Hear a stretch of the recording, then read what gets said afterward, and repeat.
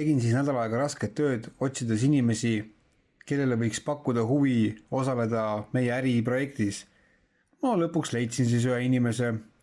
Tema oli väga huvitatud, esiteks juba sellepärast, et tal on endal seda asja vaja. Ta nagu mõistis, mis teema see on. Ja lõpuks otsustas meisse investeerida 2500 eurot. Tegin siis hinnapäringud mingisugusesse 10 kohta ja tuulikupuit jäi siis oma hinnapakkumisega kõige peale. Ja muidugi tegime siis ostu ära. See oligi meie eesmärk ju. No nii, siin siis käib praegu meie esimese äriplaani sellise tõsise äriplaani teostamise algus. No miks tõsised? Teised äriplaanid on ka meil tõsised, aga teised äriplaanid on sellised pikaajalised, mis ei hakka kohe raha sisse tooma.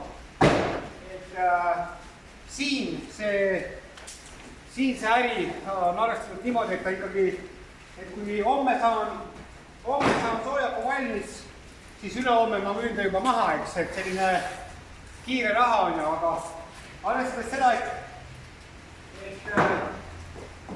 mul pole vähimatki ettekujutust sellest, kuidas käib puidutöö.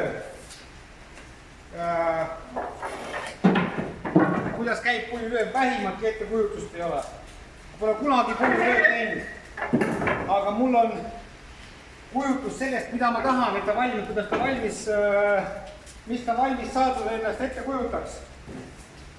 Sellepärast olin valmis võtma kõik riskid, et siin on päris palju puitmaterjali. Esimene risk on siis summas 900 eurot. Point on selles, et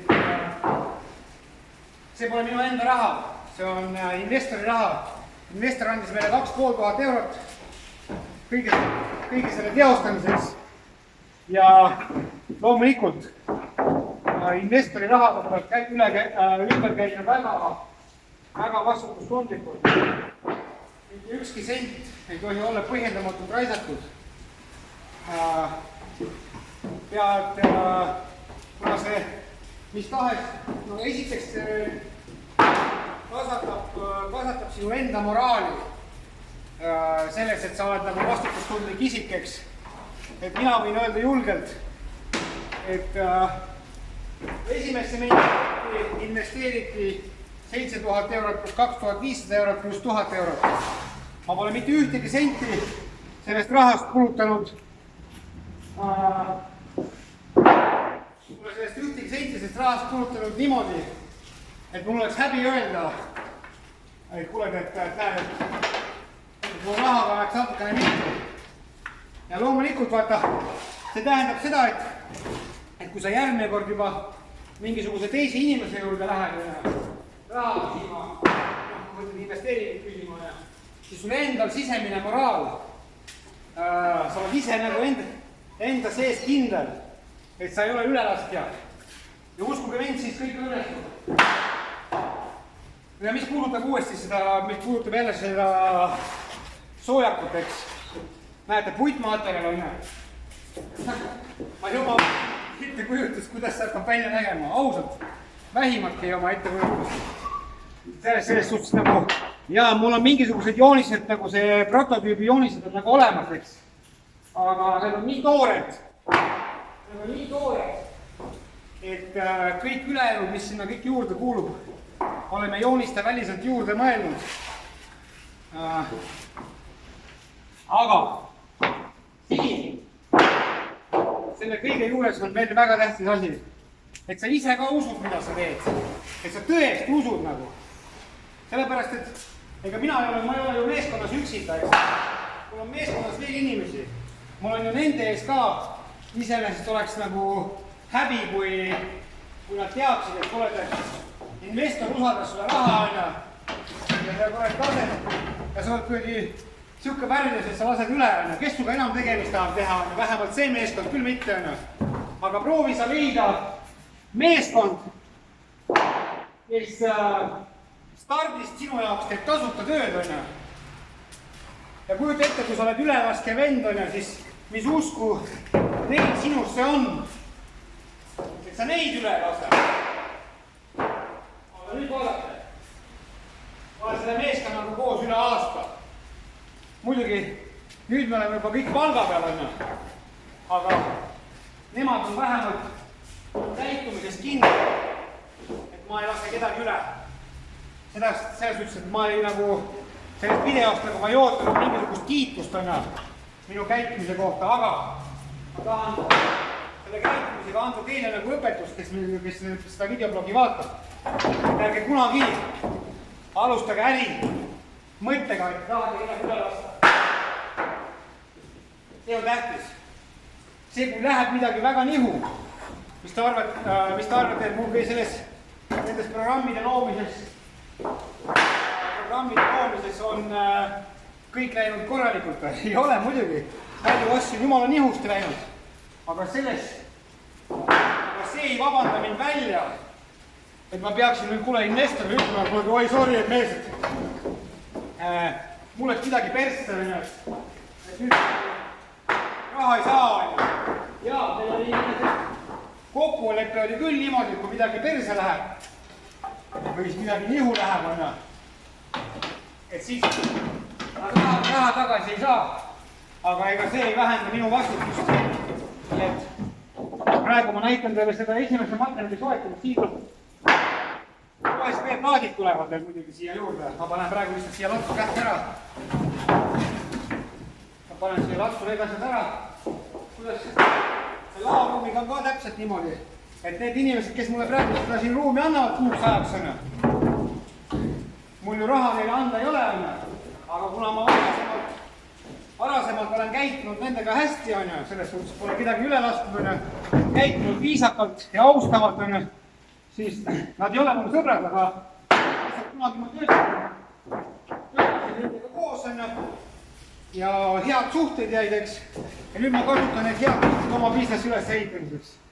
Nii et, aga vaadake, nüüd ma hakkan etapiviisiliselt näitama, kuidas need soojakud valmivad. Praegu ma näitan materjali kohale toomist ja täna on meil mis asi? 29. juuni. Investorile ma lubasin pärast raha ülekandmist, pärast raha laekumist, et 1,5 kuuga on soojak valmis. Ma ei mäleta, mis see nüüd nädal aega, mis mööda on raha laekumisest.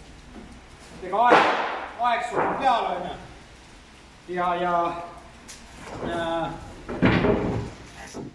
ma hakkan siis teile näitama, kuidas see soojaku valmimine toimub etapiviisiliselt.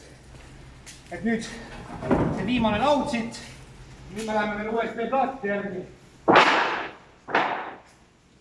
Olge mehed ja tugevad, tehke äri!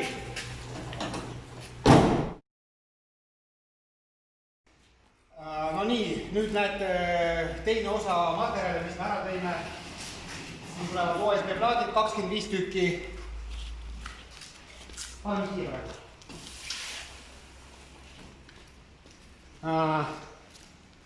Ehk siis kogu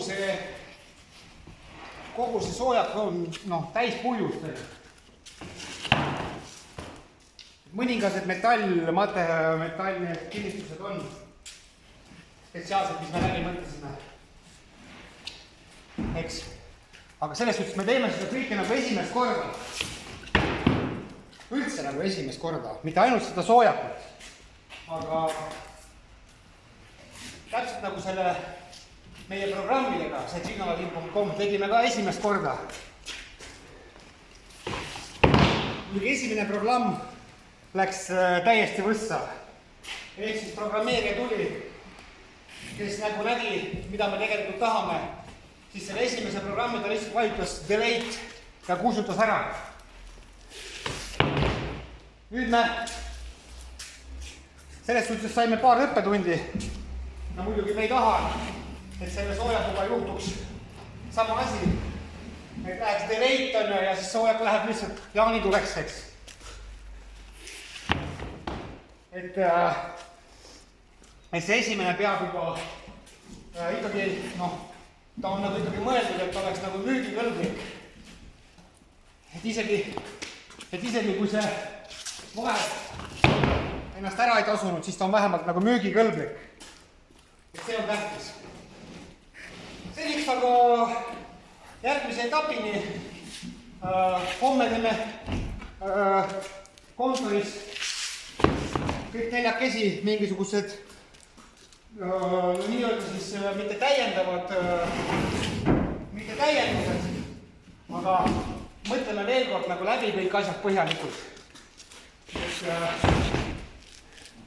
Mõtleme kõik need detailid veel põhjalikult korra läbi, et see materjal, et see ostetud materjal ei läheks nagu jaanituleks. Jaanipäeva möödas ka ei saagi nagu jaanitult teha ka. Aga jah, mõte on see, et homme nagu kontoris veel mõtleme need kõik need detailid ilusti läbi.